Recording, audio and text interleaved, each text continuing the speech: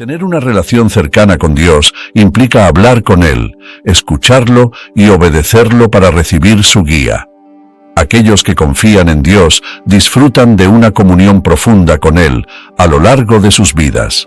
Hace 40 años fundamos Ministerios en Contacto para ayudar a los creyentes a cultivar una relación más estrecha con Jesucristo. A lo largo de los años hemos sido testigos de la grandeza, el amor y la bendición de Dios de maneras asombrosas, lo que nos impulsa a desear que todos conozcan al Señor. Por eso, exploremos juntos la palabra de Dios. En el programa de hoy, En Contacto, los 7 hábitos de una vida consagrada a Dios, analizaremos qué significa vivir una vida dedicada a Dios. Es conveniente anotar cada uno de los hábitos y reflexionar. Soy una persona consagrada a Dios. Primero, definamos algunos conceptos clave. Comencemos con hábito. Se refiere a un patrón de comportamiento adquirido a través de la repetición frecuente, a menudo inconsciente. Ahora, consideremos lo que significa una vida consagrada a Dios. ¿Qué es consagrada? Es una vida que ya no busca satisfacción propia mediante un estilo de vida pecaminoso, sino que se ha entregado a Dios y a su voluntad en su vida. En otras palabras, diríamos que eso es una vida santificada, no perfecta. No quiere decir que nunca peque, sino significa una vida rendida por completo a Dios. Así pues, deseo darle 7 hábitos que todo creyente debe hacer parte de su vida, y el primero es este. El primer hábito es una vida de oración. Uno de mis pasajes favoritos, en Marcos capítulo 1, cuando los discípulos nunca entendieron esto del todo, pero dice la Biblia en Marcos 1:35, levantándose muy de mañana, siendo aún muy oscuro, salió y se fue a un lugar desierto, y allí oraba. Y le buscó Simón y los que con él estaban, y hallándole le dijeron, todos te buscan. Eso es típico en cuanto a la forma de actuar de algunas personas. El Señor estaba haciendo lo más importante en la vida, y no lo entendían. Y asimismo, por ejemplo, en Lucas capítulo 4, versículo 42, cuando ya era de día, salió y se fue a un lugar desierto, y la gente le buscaba, y llegando a donde estaba, le detenían, para que no se fuera de ellos. Pero él les dijo, es necesario que anuncie el Evangelio, etc. Ahora, una vida de oración no se refiere a orar de vez en cuando. Se refiere a sentir cada día la necesidad, el deseo, el gozo, y el gran poder que viene de orar, hablar con el Padre. Es decir, debe ser un hábito, algo que recurre en nuestra vida, no solo cuando estamos en aprietos, en necesidad, sino porque amamos a Dios, y estamos agradecidos por quién es Él y lo que hace en nuestra vida. Por ejemplo, en Lucas capítulo 11, los discípulos vienen al Señor Jesucristo y le pidieron, enséñanos a orar como enseñó Juan el Bautista a sus discípulos. Así que, ¿habían visto algo distinto en la oración del Señor? No se trataba de algún ritual que se acostumbrara en aquel tiempo, pues sentían que le hablaba personalmente al Padre Celestial. Al ver esos versículos, piénselo. La verdad es que no se puede tener una vida consagrada sin tener una vida de oración. No se puede. Todos vivimos en un mundo de tentación, pruebas, penas, cargas y pecado. Y a dónde vayamos, ahí está. No podemos tener una vida consagrada a Dios. Y no he dicho sin pecado, sino consagrada. Y ya definimos lo que eso significa. No se puede tener una vida consagrada sin una vida de oración, porque ésta nos conecta a Dios Todopoderoso y nos hace sensibles a su voluntad, propósito y plan para nuestra vida. Sin orar no habrá una vida consagrada. Si lo piensa, es la actividad más importante de nuestra vida. Necesitamos tener una vida de oración luego. El segundo hábito es tener fe o confianza en Dios. Me encanta el Salmo 103, versículo 19. Dice la Biblia, Jehová estableció en los cielos su trono, y su reino domina sobre todos. Pensemos en lo que significa ese versículo. Si Dios Todopoderoso ha establecido su trono en los cielos, preste mucha atención. Su soberanía O sea, su poder divino, sobrenatural, omnisciente, domina sobre todo. Que hace eso nos da una gran base para creer en Él. Al saber que Dios está a cargo, no importa lo que suceda, ni cómo, ni mediante quién, ni por la razón que sea, sé que Dios tiene las riendas, y puedo confiar en Él para lo que sea que permita en la vida. Creo que es un versículo muy importante porque, si no confiamos en Dios, si no confiamos, no oraremos. Debemos hacernos la pregunta, pues, en mi vida espiritual.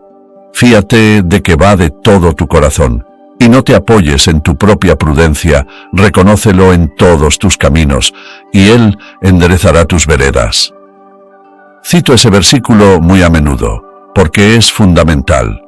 Cuando confiamos en Dios, ¿qué sucede? Se afianza nuestra comunión con Dios, lo que significa que tenemos una relación con Él. ¿No tengo que presentármela? Una relación estrecha con alguien significa cercanía, no solo en afecto, sino en mentalidad, la forma de pensar, lo que siente. Una relación tan cercana es la que debería tener todo matrimonio todos sus días. Una relación estrecha con Dios es hablar con Él.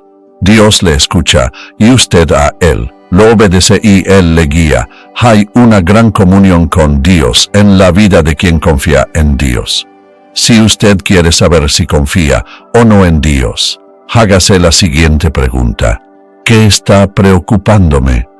Si puede ver a su alrededor y decir, no me preocupa nada, es porque está confiando en Dios. Lo que sea que le preocupe es lo que Dios le señala y dice, no me has confiado este aspecto de tu vida. Una vida consagrada es una vida de fe. El tercer hábito de esta vida maravillosa es el hábito de meditar en la palabra de Dios. No sé cómo usted describiría la importancia de eso, pero dicen las Escrituras, veámoslo por un momento.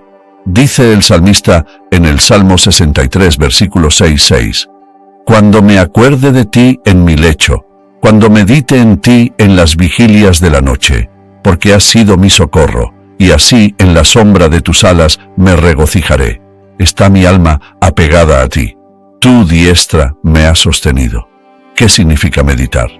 Significa leerla, pensar en lo que dice, examinar mi corazón a la luz de lo que Dios dice, hacerle cualquier pregunta que tengamos, rendirle lo que sea que nos traiga a la mente. Al meditar en Dios pasa lo siguiente. La meditación es como verse en un espejo, pero también es ver más allá del espejo. Es decir, veo lo que ve Dios y veo más allá, y lo veo a Él. Mi atención se centra en Dios. Cuando nos concentramos en Dios sucede esto. Las preocupaciones desvanecen, los problemas se disipan, nuestra mente ya no está contaminada con toda clase de asuntos que no nos hacen bien. La meditación es parte esencial de una vida consagrada a Dios. Donde no hay meditación, no habrá consagración a Dios. No es posible.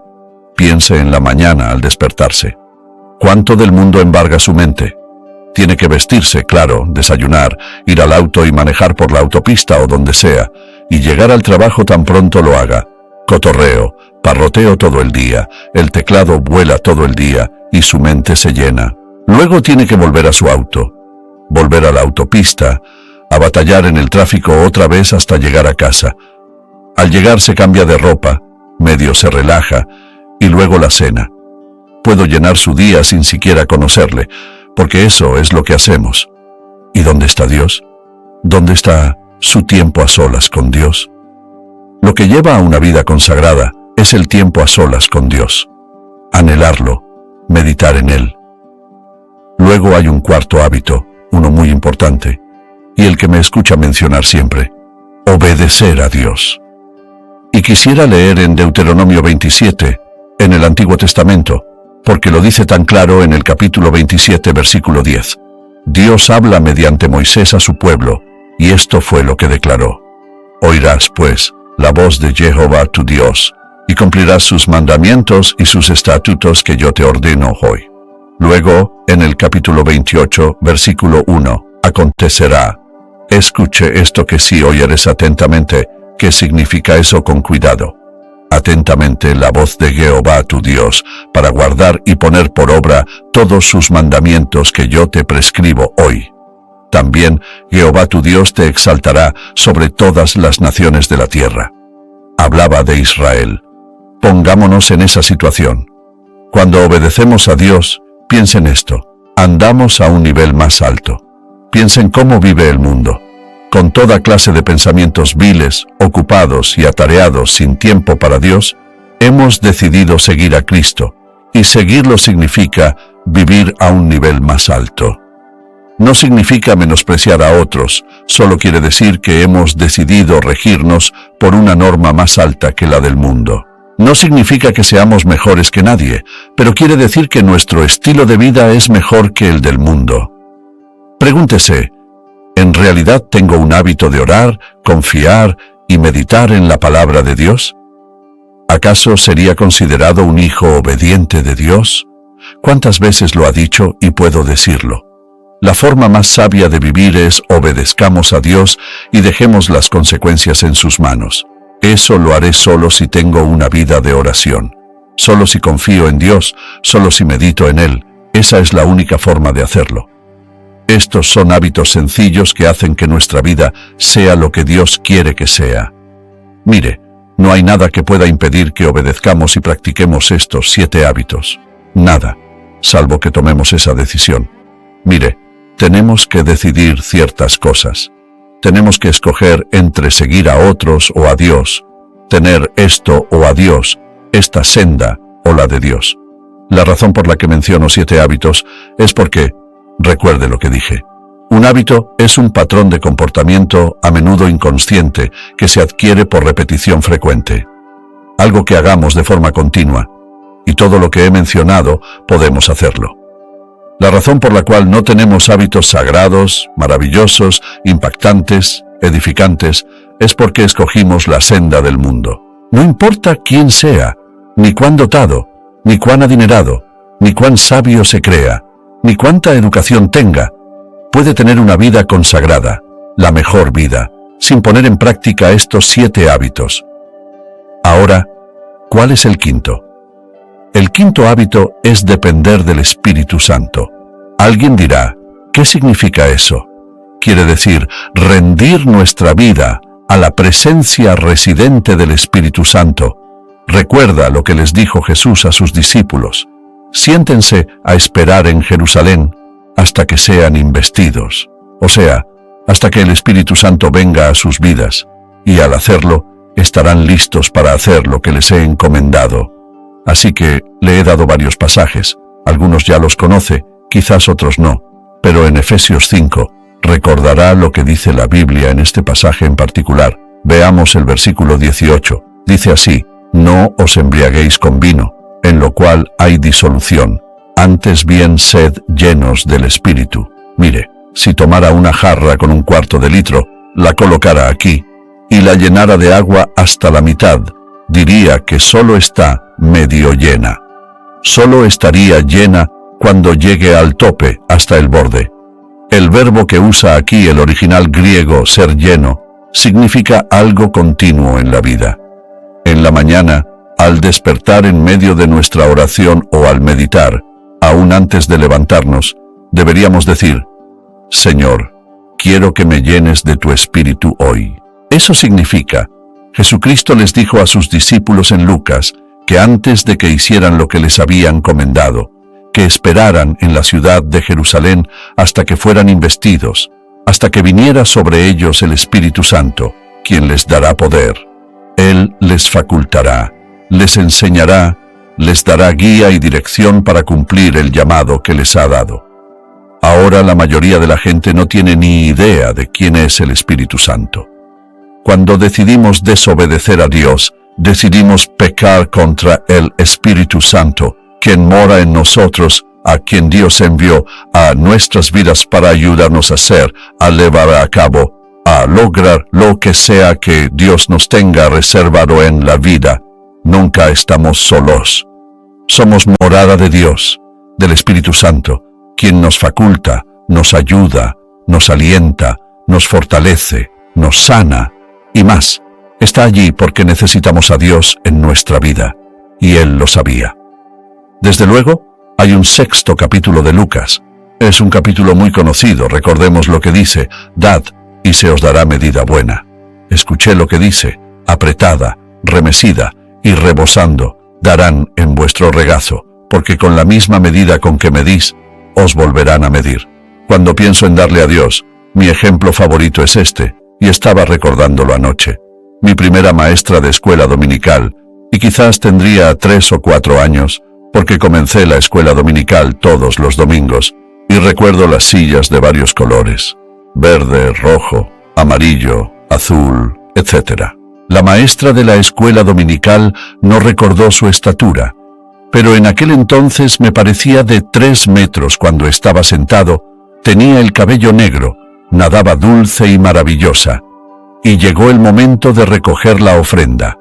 Recuerdo que mi madre siempre me daba unos cuantos centavos para darlos. Nunca me dejaba ir sin nada que dar. Así que, antes de saber contar, mi madre me enseñó a darle a Dios. En mi primer empleo repartidor de periódicos ganaba $4 a la semana. Estaba agradecido de eso y pensaba: no puedo darle monedas.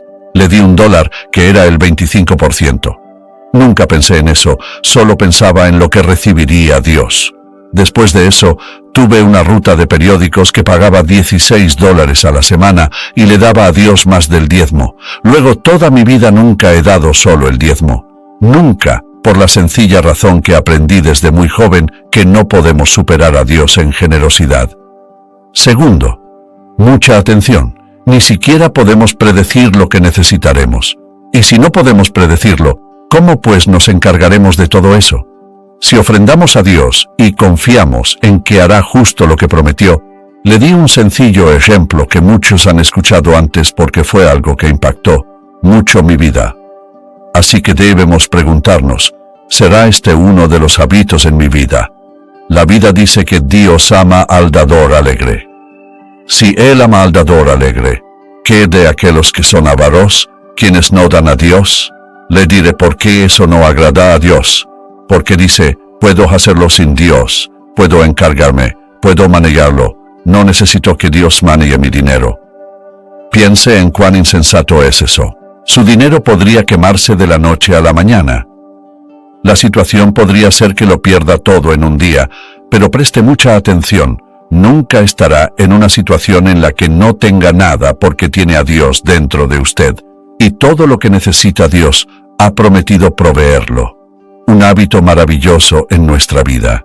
Luego le daré un 7º hábito, y es uno muy importante, y es el hábito de perdonar a otros. Un pasaje muy claro está en Efesios capítulo 4. Muchos lo hemos leído antes, pero es la verdad, y lo leemos una y otra vez. Escuche lo que dice la Biblia. Airaos, pero no pequéis, no se ponga el sol sobre vuestro enojo, ni deis lugar al diablo. Un pasaje muy importante. Luego dice en el versículo 30, y no contristéis al Espíritu Santo de Dios, con el cual fuiste sellados para el día de la redención. Luego en el 31, quítense de vosotros toda amargura, enojo, ira, gritería y maledicencia, y toda malicia. Antes, sed benignos unos con otros, misericordiosos, perdonando unos a otros, como Dios también os perdonó a vosotros en Cristo. No siempre es fácil, no. A veces es difícil perdonar a otras personas que nos hayan hecho ciertas cosas. Creo que una de las peores situaciones es ser traicionada. Cuando uno ha confiado en verdad en alguien, se ha esmerado en ayudarle, y luego le traicionan. Hacen lo último que uno habría imaginado que harían en la vida, pero debemos perdonar. Ahora, estos son 7 hábitos. Presté mucha atención. Pude haberlo hecho de muchas formas, pero quería que diera cada versículo y darle todos los 7 hábitos para que cada persona que entienda por completo los 7 hábitos que llevan a una vida consagrada, que será bendecida una y otra vez de muchísimas maneras. Pero la decisión es suya. Y les sugeriría que tomara una decisión ahora mismo. En breve oraremos. y hoy comenzaré a ejercerlos en mi vida. Es un proceso continuo en nuestra vida. ¿Los practicará cada uno a diario? No. Pero haga lo siguiente. Pide a Dios que le perdone. Muéstreme por qué tropiezo con este señor. Estaba muy ocupado. Esta mañana salí deprisa. Perdóname por no haberme detenido a meditar en tu palabra, rendir mi vida a ti, entregarme a ti. Perdóname, Señor. No quiero volver a hacerlo. ¿No cree que Dios corregirá eso? Claro que sí. Él le corregirá. Le inquietará lo suficiente una mañana después que haya salido, sin tomarlo en cuenta, que no lo olvidará. Mire, ¿sabe qué? Es porque no se ama. Piénselo. Toda la Biblia está llena de verdad, pero creo que estos 7 hábitos transformarán por completo su vida y le llevarán a lograr más de lo que su corazón podría haber anhelado. Ahora, si hoy está aquí y no es creyente, no es salvo, no ha aceptado a Cristo como su Salvador, entiendo que quizás no se aplique esto a su caso. Pero permítame decirle esto, nunca podrá entender ni disfrutar la vida a plenitud hasta que no se entregue a Cristo, porque nunca podemos perder al entregarnos a Cristo, nunca. Dirá, pues, ¿qué tengo que hacer? Debe pedirle al Señor que perdone su pecado, no porque lo merezca, sino porque Él fue a la cruz. Murió en la cruz, dio su sangre por usted, pagó toda su deuda de pecado, dice la Biblia, y al pedirle perdón a Dios por lo que ha hecho por usted, pagó su deuda, Dios le perdona y le hace uno de sus hijos. Luego comenzará a practicar estos 7 hábitos. ¡Qué vida tan maravillosa tiene por delante! Y espero que lo haga. Padre, te amamos, te alabamos y te agradecemos por tu palabra desde Génesis hasta el último versículo de Apocalipsis. Hoy te pedimos que nos des sabiduría para reconocer que con estos 7 hábitos todo lo demás cobrará sentido. Que abramos la puerta a tus mejores bendiciones. Te pido hoy por alguien que no es salvo, que no te ha aceptado como su Salvador, que esté dispuesto a pedirte perdón por sus pecados, a creer que Cristo fue a la cruz y pagó toda nuestra deuda. Al confiar en su muerte en el Calvario, al derramar su sangre, esa confesión y arrepentimiento traen salvación. Después de la salvación, que desarrollemos estos 7 hábitos transformadores, gran formadores en nuestra vida. Señor, te pido por todos nosotros y por alguien hoy aquí que aún no es salvo, que esté dispuesto a pedirte que le perdones y que limpies su corazón y rinda su vida a ti ahora mismo. Te damos gracias, en el nombre de Jesús. Amén. Si este programa ha sido de bendición para usted, por favor, visite encontacto.org. ¿Estás casi listo? Sí, papá. No te olvides de llamarnos cuando llegues. No, papá. Tengo algo más que quiero que te lleves. Hijo, esto es lo más importante que puedo darte. Yo solo quería lo mejor para ti. Quiero que pases tiempo con él todos los días. Así lo haré. Te lo prometo. Estoy muy orgulloso de ti. El Señor dice, te haré entender y te enseñaré el camino en que debes andar y obedecer el plan perfecto de Dios. Dios nos ama tanto que ese amor nos mantiene en el camino correcto. Si usted escucha las mentiras de Satanás, él siempre le dirá, este es el camino más fácil. El asunto es, ¿cuál es la mejor decisión? ¿Qué elección es la más sabia? ¿Todavía? Él nos ama tanto que hace que nos enfoquemos en lo que es real, verdadero y genuino. La difusión de estos programas se hace posible por la gracia de Dios y por las oraciones y donativos de personas como usted.